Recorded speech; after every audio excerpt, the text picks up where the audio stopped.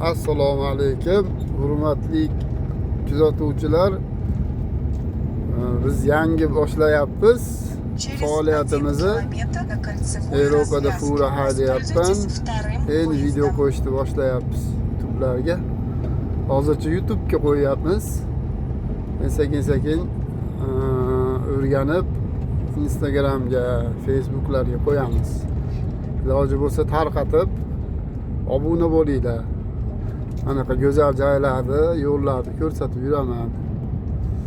Hozir Fransiyani minus tarafidaman.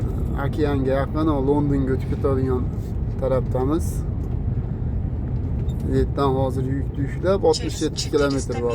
На кольцевой развязке. Воспользуйтесь вторым выездом. Germaniyaga Gamburg shahriga dushanba kunga tushirish uchun ketamiz. Xullas dushanba kuni tushiramiz yukni. Mana shunaqa joylarda yuramiz. Ham sayohat, ham tijorat degandek. Shunaqa bu uylar. Воспользуйтесь вторым выездом. Yevropada fura haydash osonmi, qiyinmi deganlarga Yevropada fura haydash o'ziga yarasha mashaqqati bor, plyusi, minusi bor. Yoki shoshilmasdan xotirjamlikda yurish kerak. Hech qachon shoshilmas kerak.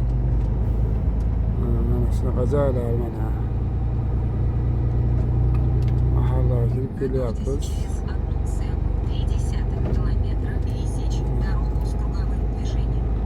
Mana bular uyi.